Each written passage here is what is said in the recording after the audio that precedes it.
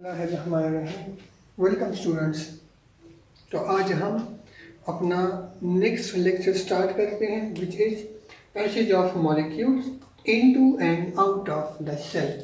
Cell के अंदर मुख्तलिफ सब्सटेंसेस मुख्तलिफ मॉलिक्यूल्स किस तरह इंटर होती हैं या फिर कुछ मॉलिक्यूल्स किस तरह सेल से बाहर निकलती हैं, कुछ प्रोसेसेस उसके लिए रिस्पॉन्सिबल हैं। टॉपिक शुरू करने से पहले मैंने आपको होमवर्क दिया था, एक एक्टिविटी और एक एग्जाम्पल था। होप आपने किया होगा। किसी को कुछ मसला हो तो कमेंट्स में पूछ लें, बाद में मैं चेक करूँगा जब स्कूल ओपन हो जाए। और याद रखें ये जितने भी टॉपिक्स हम यहाँ पढ़ेंगे रिवाइज नहीं होंगे क्लास में। अच्छा, तो हम पढ़ते हैं passage of molecules across the cell membrane. Cell membrane के दोनों साइड पे चीज़ें किस तरह इंटर होती हैं या फिर बाहर निकलती हैं। अब हमने पढ़ा कि सेल मेम्ब्रेन हमारा क्या है, सेमी परमिएबल है या सेलेक्टिवली परमिएबल है। कुछ चीज़ें अलाउ करता है के पास हो जाए, लेकिन कुछ चीज़ें अलाउ नहीं करता। अब सेमी परमिएबल है या फिर सेलेक्टिवली परमिएबल है, इसका मतलब ये हुआ कि सेल मेम्ब्रेन के थ्रू मुख्तलिफ चीज़ें सेल के अंदर एंटर होती हैं, इसी तरह बाहर भी निकलती है। लेकिन ये जो एंट्री है और ये जो एग्जिट है सेल के अंदर, ये अनकंट्रोल्ड नहीं है, बल्कि ये क्या है, this is a controlled process. Controlled process होता है। ये इस तरह नहीं होता कि कोई भी चीज़ सेल के अंदर एंटर हो सकता है, कोई भी चीज़ जो है वो रिलीज हो सकती है चीज़ें, तो इस तरह नहीं है, बल्कि क्या है, ये कंट्रोल्ड प्रोसेस है और इसके लिए मुख्तलिफ किस्म के प्रोसेसेस रिस्पॉन्सिबल हैं। तो आज हम वो पढ़ते हैं कि वो कौन से प्रोसेसेस हैं जिसकी मदद से सेल में एंट्री ऑफ सब्सटेंसेस या फिर सेल से किसी चीज़ का बाहर रिलीज होता है। उसके लिए मेन जो दो प्रोसेसेस हैं उनको हम पढ़ते हैं। हमारे पास एक पैसिव ट्रांसपोर्ट, दूसरा है एक्टिव ट्रांसपोर्ट। दोनों में काफ़ी डिफरेंस है। एक्टिव ट्रांसपोर्ट, नेक्स्ट हमारा है passive transport. Passive transport, transport means movement of material from one place to another place, उसको हम ट्रांसपोर्ट कहते हैं। चीज़ों का एक जगह से दूसरी जगह जाना, ये ट्रांसपोर्ट कहलाता है। अब एक्टिव ट्रांसपोर्ट क्या है, it is the movement of molecules of a substance, movement of molecules या movement of substances, चीज़ों का एक जगह से दूसरी जगह मूवमेंट है। from a region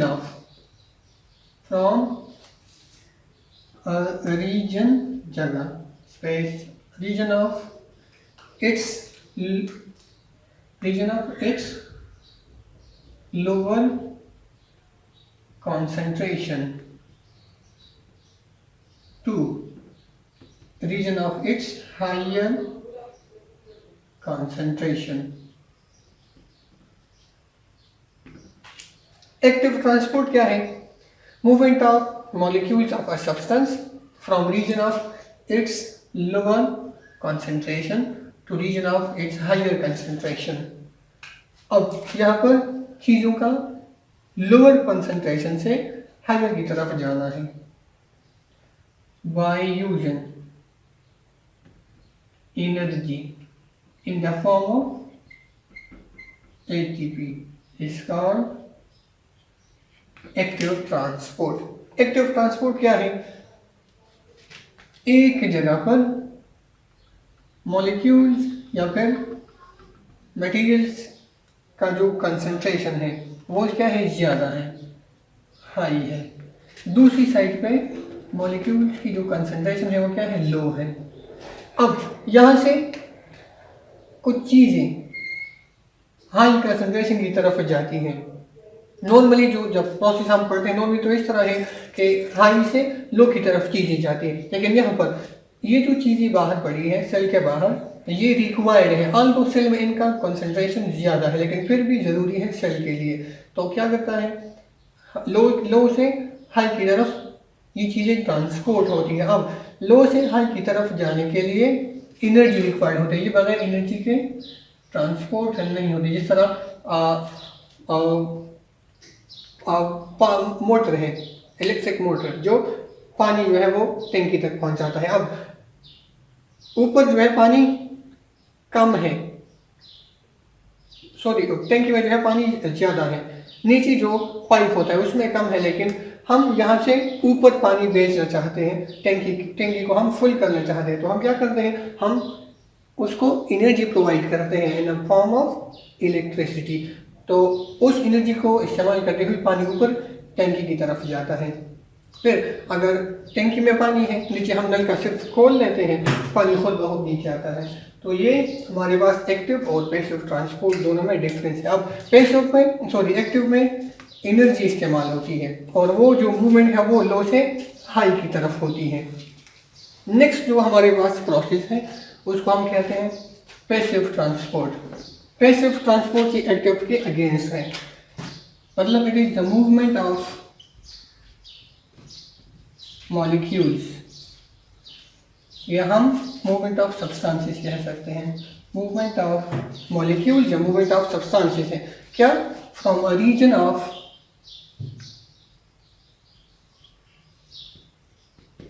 its higher concentration to region of its lower concentration। High से लो की तरफ जब चीज़ जाती है तो उसको हम पैसिव ट्रांसपोर्ट कहते हैं, जो कि एक नॉर्मल प्रोसेस होता है। और यहाँ पर नो एनर्जी इज रिक्वायर्ड, ये खुद ब खुद ये ट्रांसपोर्ट होती है। एक जगह पर कॉन्सेंट्रेशन ज़्यादा है, यहाँ पर कॉन्सेंट्रेशन कम है। जिस तरह हम लेते हैं फॉर एग्जांपल पानी है, टैंकी से नीचे आता है, तो ये क्या है, ये पैसिव ट्रांसपोर्ट है। तो यहाँ से खुद ब खुद विदाउट यूजिंग एनर्जी मुख्तलिफ सब्सटेंस या मॉलिक्यूल लोअर कंसंट्रेशन की तरफ जाती है, तो उसको हम पैसिव ट्रांसपोर्ट कहते हैं। अब सेल के दोनों साइड पे जो चीज़ों का ट्रांसपोर्ट है उसके लिए ये दो प्रोसेस इन्वॉल्व है, एक्टिव ट्रांसपोर्ट, पैसिव ट्रांसपोर्ट। फिर इनके अलग अलग टाइप्स हैं। तो हम सबसे पहले स्टार्ट करते हैं पैसिव ट्रांसपोर्ट की एक टाइप, उसको हम कहते हैं डिफ्यूजन। फर्स्ट हमारे पास प्रोसेस है डिफ्यूजन। डिफ्यूजन क्या है, सबसे पहले it is a type of passive transport. ये पैसिव ट्रांसपोर्ट है, सब्सटेंसेस मूव होती हैं from higher concentration to lower और विदाउट यूजिंग एनर्जी। अब पैसिव ट्रांसपोर्ट में क्या होता है, हम कहते हैं it is the movement of solid particles. क्या है ये definition, it is the movement of solute particles from region of its, ये वर्ड बहुत जरूरी है, its higher concentration to region of its lower concentration, its lower concentration without using energy.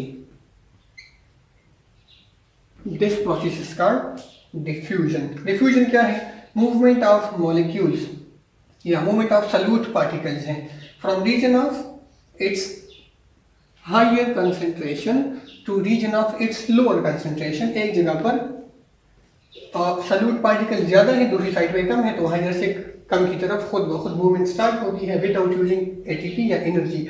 इस process को हम कहते हैं डिफ्यूजन, और ये हमारे पास एक पैसिव ट्रांसपोर्ट है। अच्छा, अब हमने पढ़ा सॉल्यूट पार्टिकल्स की मूवमेंट है। अब सॉल्यूट पार्टिकल्स 3 टाइप्स के हैं। पहले को हम कहते हैं वो हमारे पास सॉलिड सॉल्यूट पार्टिकल्स हैं, लिक्विड के भी सॉल्यूट पार्टिकल्स हैं, इसी तरह थर्ड हमारे पास है गैस। तो सॉलिड, लिक्विड या फिर गैस, इनके पार्टिकल्स हायर से लोअर की तरफ मूवमेंट करते हैं। ये पार्टिकल्स जिसको हम कहते हैं ये डिफ्यूजन है और पैसिव ट्रांसपोर्ट है। सॉलिड में अब फॉर एग्जांपल हम एग्जांपल लेते हैं स्मोक। अब स्मोक में जो पार्टिकल्स हैं, स्मोक में क्या है, पार्टिकल्स हैं, ब्लैक पार्टिकल्स या अनबर्न है या इनकम्प्लीटली बर्न पार्टिकल्स हैं, तो वो स्मोक में मौजूद है, हाई शैलो की तरफ वो पार्टिकल्स जाते हैं, तो वो सॉलिड पार्टिकल्स है, सॉल्यूट है। इसी तरह लिक्विड में फॉर एग्जांपल हम ले सकते हैं हम लेमन जूस, कोई 1-2 ड्रॉप हम पानी में डालते हैं, तो अब ये सॉल्यूट पार्टिकल है, पानी सॉल्वेंट है, और उसमें इक्वली पे डिस्ट्रीब्यूट वो सॉल्यूट के पार्टिकल्स हो जाते हैं, तो ये हमारे पास लिक्विड के सॉल्यूट पार्टिकल्स है from higher to lower concentration. और गैस है, फॉर एग्जांपल गैस में हम ले सकते हैं ऑक्सीजन इन वाटर, पानी में जो डिजॉल्व ऑक्सीजन है जिसकी मदद से एक्वाटिक लाइफ वो यूज करते हैं जिस ऑक्सीजन को, तो ये गैस के पार्टिकल्स हैं, हाई शैलो की तरफ इनकी ट्रांसपोर्ट होती है, मूवमेंट होती है। या फिर हम कार्बोनेट ड्रिंक्स भी ले सकते हैं, उसमें CO2 होता है अंडर प्रेशर, जब हम लिड ओपन करते हैं तो वहां से हाई कॉन्सेंट्रेशन से लो की तरफ वो कार्बन फिजिंग साउंड करके वो बाहर निकलता है, तो ये डिफ्यूजन प्रोसेस है।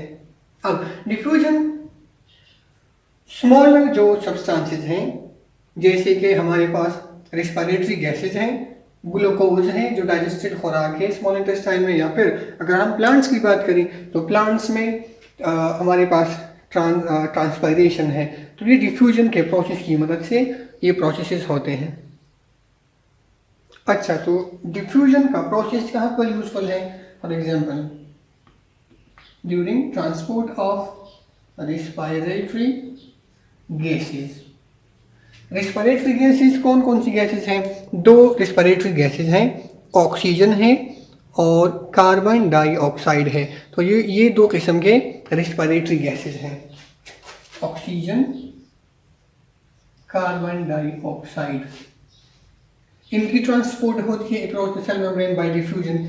इसी तरह ग्लूकोज है, जब खुराक की डाइजेशन कंप्लीट हो जाती है, फिर स्मॉल इंटेस्टाइन में उसकी एब्जॉर्प्शन होती है, स्मॉल इंटेस्टाइन में वेलाई हमने पढ़ा है।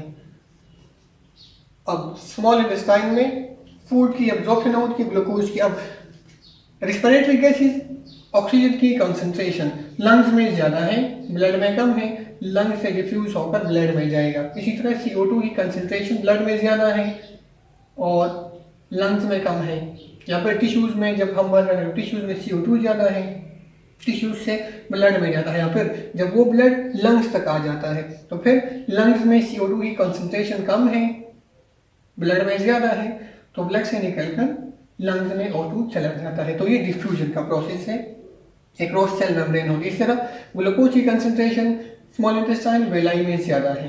अब वेलाई से डिफ्यूजन की मदद से ग्लूकोज चला जाता है ब्लड में, फिर ब्लड से टिश्यूज सेल्स तक चला जाता है, यूटिलाइज होता है। जो इजाफी ग्लूकोज है तो वो चेंज होता है ग्लाइकोजन में। ग्लाइकोजन क्या है? It stored form of glucose है। क्या है? एक स्टोर्ड ग्लूकोज है। हमने इससे पहले पढ़ा था 5 kingdom क्लासिफिकेशन में कि एनिमल्स का जो रिजर्व फूड है वो मोस्टली ग्लाइकोजन की शक्ल में होता है। अब ये ऐसा फॉर्म है जो आसानी के साथ दोबारा ग्लूकोज में कन्वर्ट होता है। अब ये कहाँ पर स्टोर्ड होता है? स्टोर्ड फॉर्म है, और ये लीवर में प्लस मसल्स में ग्लूकोज स्टोर्ड होता है, और उस फॉर्म को हम ग्लाइकोजन कहते हैं। तो ये डिफ्यूजन के प्रोसेस की मदद से ग्लूकोज की जो ट्रांसपोर्ट है। इसी तरह प्लांट्स में हम पढ़ते हैं ट्रांसपायरेशन। ट्रांसपायरेशन क्या है? Loss of water from aerial parts that is leaves in gas form। Plants के जो एरियल पार्ट्स हैं मतलब लीव्स हैं, लीव्स से जो पानी है वो ये एक लीफ है, यहाँ पर स्टोमेटा मौजूद है। इस स्टोमेटा से यहाँ पर वाटर मॉलिक्यूल्स आसपास मौजूद है, ओपनिंग है स्टोमेटा। कुछ फैक्टर्स की वजह से, सनलाइट या फिर विंड वगैरह की वजह से यहाँ पर जो मॉलिक्यूल्स है वो ट्रांसपायर होते हैं, गैस फॉर्म में कन्वर्ट होते हैं, फिर वो एटमॉस्फेयर में रिलीज होते हैं वो मॉलिक्यूल्स। तो ये प्रोसेस, इसको हम ट्रांसपायरेशन कहते हैं। तो ट्रांसपायरेशन का प्रोसेस भी ये डिफ्यूजन की मदद से होता है। तो ये हमारे पास मुख्तलिफ किस्म की चीज़ें और उनकी ट्रांसपोर्ट के बारे में हमने पढ़ा कि मूवमेंट ऑफ मॉलिक्यूल्स है या सॉल्यूट पार्टिकल्स है from region of its higher concentration to the region of lower concentration without using energy, बगैर एनर्जी के इस्तेमाल किए ये चीज़ें खुद ब खुद हरकत कर रही हैं, मूवमेंट करती हैं हाई से लो की तरफ। तो इसको हम पैसिव ट्रांसपोर्ट या फिर इसको हम डिफ्यूजन कहते हैं। सॉलिड या फिर लिक्विड या फिर गैस के पार्टिकल्स ये हो सकते हैं। एग्जांपल, सेल में रेस्पिरेटरी गैसेस है O2, CO2। इसी तरह ग्लूकोज है स्मॉल इंटेस्टाइन में, इसी तरह ट्रांसपायरेशन है प्लांट्स में। तो ये हाई से लो की तरफ मॉलिक्यूल या सॉल्यूट पार्टिकल्स का मूवमेंट है और इस मूवमेंट को हम कहते हैं पैसिव ट्रांसपोर्ट। तो next we have another type of passive transport which is facilitated diffusion. Facilitated diffusion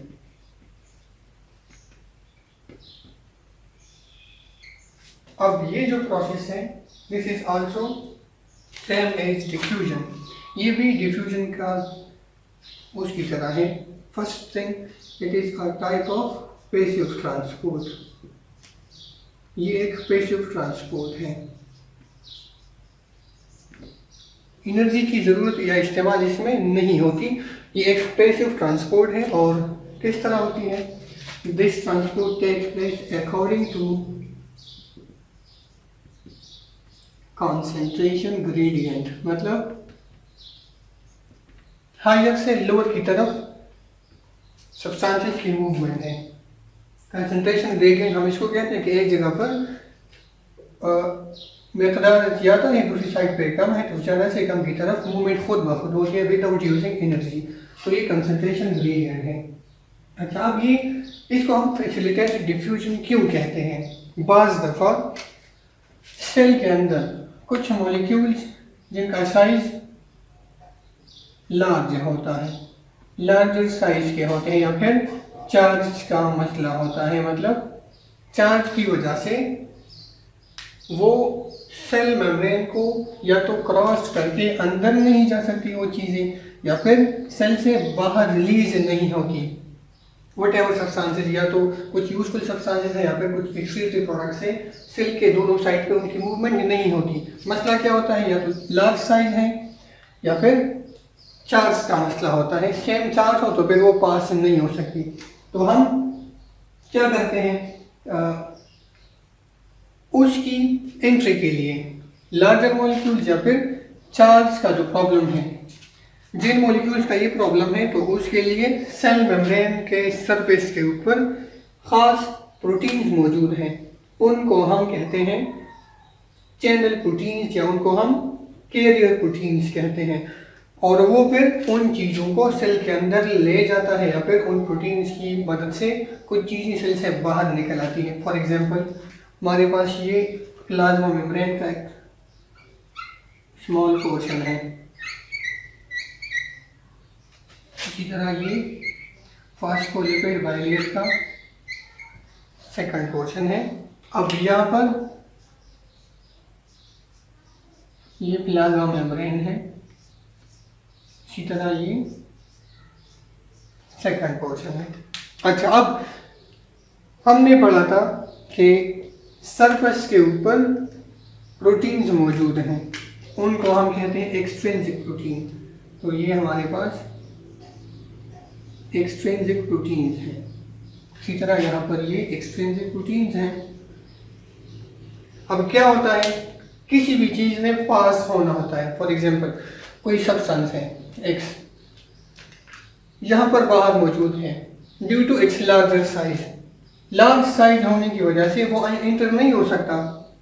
अब यहाँ पर जो एक्सट्रिंसिक प्रोटीन्स हैं, ये प्रोटीन्स उनको फैसिलिटी प्रोवाइड करते हैं उन सब्सटेंसेस की एंट्री के लिए। फॉर एग्जांपल, हमारे पास, लेट मी इरेज इट। अच्छा, अब ये यहाँ पर कोई भी सब्सटेंस है और चार्ज या फिर साइज की वजह से पास नहीं हो सकता। अब इस जगह प्रोटीन मौजूद है, उनको हम कहते हैं कैरियर प्रोटीन। ये कोई भी कैरियर प्रोटीन है। ये सब्सटेंस आकर कैरियर प्रोटीन के साथ कंबाइन हो जाता है। कैरियर प्रोटीन अपनी स्ट्रक्चर के अंदर उनको जगह देती है। अब ये सब्सटेंस आकर कंबाइन हो गया कैरियर प्रोटीन के साथ। अब ये प्रोटीन साइटोप्लाज्म की तरफ मूवमेंट स्टार्ट करते हैं। ये यहाँ पर पहुँच गया ये substance along with the other substance. अब यहाँ से पास होकर फिर चला जाता है साइटोप्लाज्म की तरफ। ये सेल का साइटोप्लाज्म है। अब फॉर एग्जांपल यहाँ से पास होकर साइटोप्लाज्म के अंदर पहुंच गया। अब कैरियर प्रोटीन्स ने उन चीज़ों को यहाँ पहुंचा दिया। फिर उस चीज़ जो भी सब्सटेंस है, जो भी मटेरियल है, उसको साइटोप्लाज्म में रिलीज करते हैं और फिर ये चैनल प्रोटीन्स ये दोबारा प्लाज्मा मेम्ब्रेन का हिस्सा बन जाते हैं। अब हमने यहाँ पर क्या देखा, यहाँ पर कुछ प्रोटीन्स हैं जो मॉलिक्यूल या सब्सटेंसेस की ट्रांसपोर्ट के लिए वो कैरियर का काम करते हैं, ले जाते हैं उसको सेल के अंदर। अब यहाँ पर डिफ्यूजन तो हो गई, हायर से लोअर की तरफ सब्सटेंसेस ट्रांसपोर्ट हो गई, लेकिन किस वजह से? ड्यू टू चैनल प्रोटीन्स या कैरियर प्रोटीन्स। चैनल प्रोटीन या कैरियर प्रोटीन ने उनको फैसिलिटी दे दी, तब जाकर वो अंदर डिफ्यूज हो गए। तो इस प्रोसेस को हम इस वजह से फैसिलिटेटेड डिफ्यूजन कहते हैं और ये भी पैसिव ट्रांसपोर्ट का एक टाइप है। समझ आ गई बात? यहाँ पर क्या हुआ, सर्टेन मॉलिक्यूल्स के लिए प्रोटीन्स क्या करते हैं, दे प्रोवाइड चैनल्स, इस तरह चैनल प्रोवाइड करते हैं या फिर फैसिलिटी प्रोवाइड करते हैं, फिर उनकी मूवमेंट आसान हो जाती है। तो सबसे पहले स्टेप क्या है, कोई भी सब्सटेंस आकर कैरियर प्रोटीन के साथ बाइंड हो जाते हैं, कोई भी सब्सटेंस जो भी है। फिर उसके बाद ये कैरियर प्रोटीन खुद साइटोप्लाज्म की तरफ मूवमेंट स्टार्ट कर रहे हैं, उसके बाद साइटोप्लाज्म में पहुंच जाते हैं। उसके बाद जो भी सब्सटेंस उनके पास है उसको रिलीज करते हैं और दोबारा ये प्रोटीन जो है वो प्लाज्मा मेम्ब्रेन का हिस्सा बन जाते हैं। तो यहाँ पर फैसिलिटी प्रोवाइड की, इस वजह से हम इसको कहते हैं फैसिलिटेटेड डिफ्यूजन। तो ये भी पैसिव ट्रांसपोर्ट का एक जो है एक टाइप है। एग्जाम्पल हम ले सकते हैं, फॉर एग्जाम्पल फैसिलिटेटेड डिफ्यूजन कौन सी चीज़ों में होती है। एग्जाम्पल हम एग्जाम्पल लेंगे फ्रक्टोज की। फ्रक्टोज की ग्लूकोज सिंपल है, फ्रक्टोज ये डाइसैकेराइड है। अब फ्रक्टोज की जो ट्रांसपोर्ट है वो because of in channel proteins की वजह से होती है। इसके अलावा न्यूक्लियोटाइड्स हैं,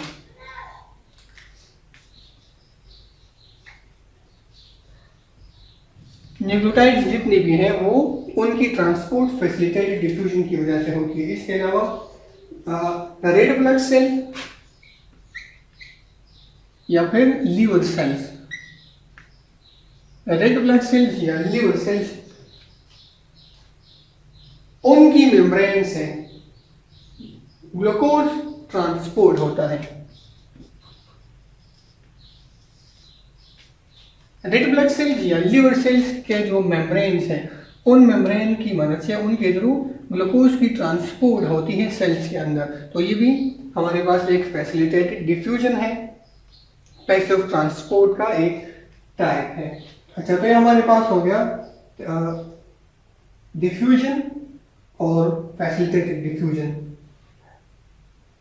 नेक्स्ट हम बढ़ते हैं ऑस्मोसिस। अच्छा, तो नेक्स्ट हमारे पास पैसिव ट्रांसपोर्ट की टाइप है, उसको हम ऑस्मोसिस कहते हैं।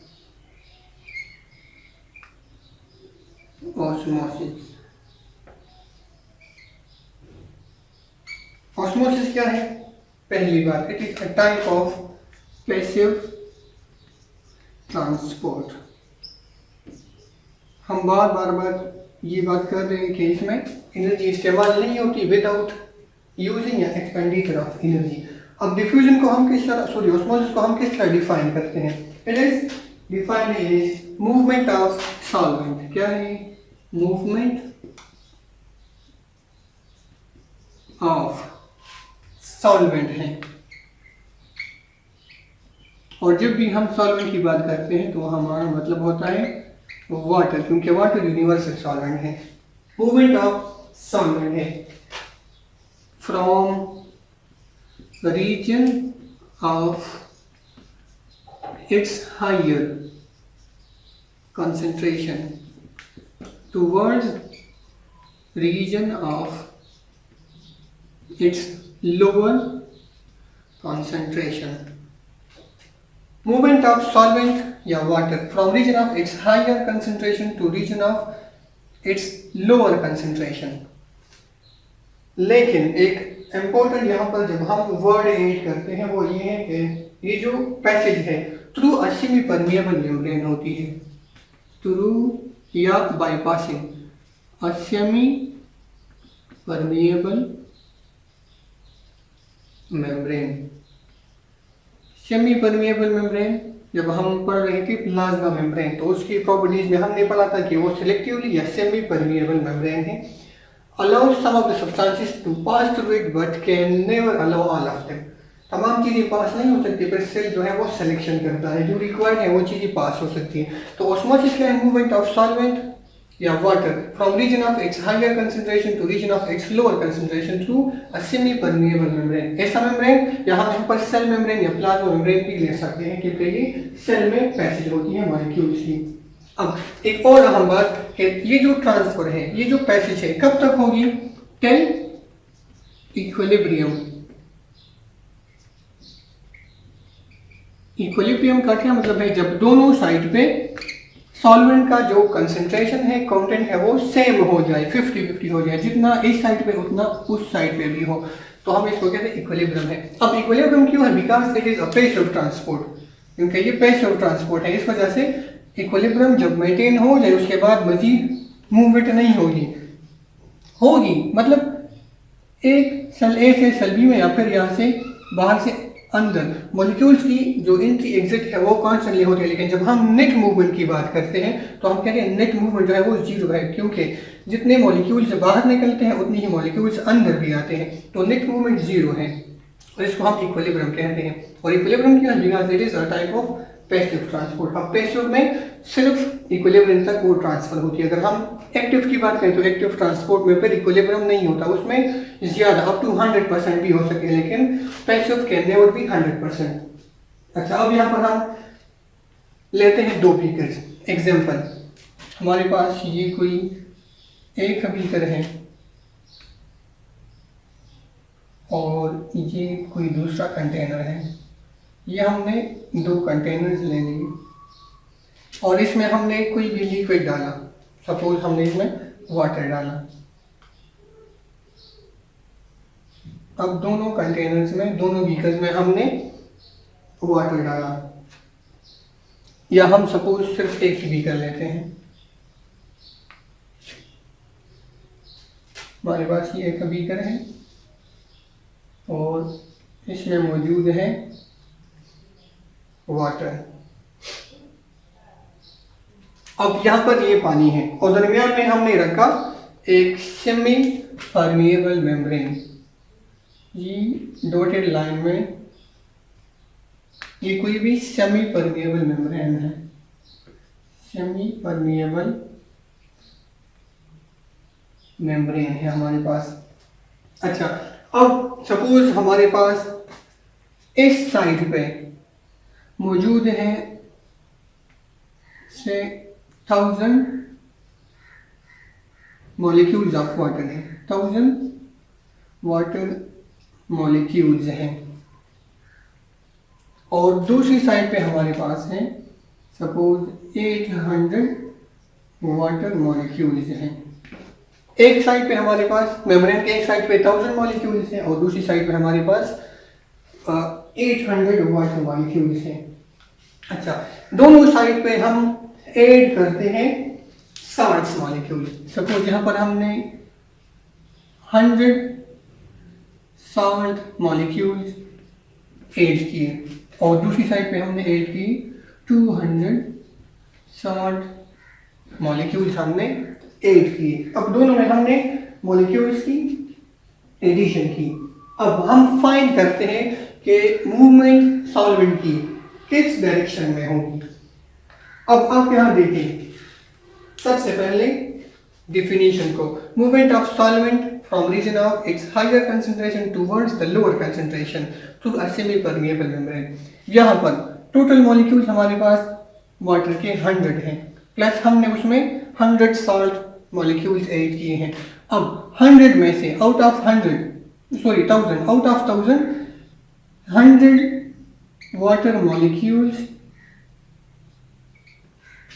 यहाँ पर क्या है, they are associated with salts. 1000 में से सॉल्ट्स के साथ 100 वाटर मॉलिक्यूल्स एसोसिएट है, उनको डिसॉल्व कर रहे हैं अपने अंदर। रिमेनिंग कितना है, 900 वाटर मॉलिक्यूल्स आर फ्री। 1000 में से 100 तो ऑलरेडी एसोसिएटेड है सॉल्ट्स के साथ, 900 वो फ्री मॉलिक्यूल्स हैं। ये इस साइड के लिए। अब दूसरी साइड पे हम आते हैं, उसके लिए हम अलग से ड्रा करते हैं। On the other side of the membrane total 800 water molecules हैं। अब आउट ऑफ 800 हमने कितना ऐड किया है, 200 हमने सॉल्ट्स के मॉलिक्यूल्स ऐड किए हैं। अब out of 800 200 molecules of water, 200 water molecules, they are associated with water, with salt, associated with salts। 800 में से 200 salts के साथ एसोसिएटेड हैं। फ्री कितने हैं, काउंट करें। फ्री मॉलिक्यूल्स हमारे पास 800 में से 600 हैं। 600 हमारे पास फ्री मॉलिक्यूल्स हैं और 200 जो है वो एसोसिएटेड है विद सॉल्ट्स। अब कौन सी साइड पे वाटर कंटेंट कम है, जाहिर बात है मेम्ब्रेन के दूसरी साइड पे, जहां पर हमने 200 सॉल्ट्स मॉलिक्यूल्स ऐड की है, यहाँ पर वाटर कंटेंट कम है, जहां पर फ्री मॉलिक्यूल्स 900 है और यहाँ पर फ्री मॉलिक्यूल्स 600 है।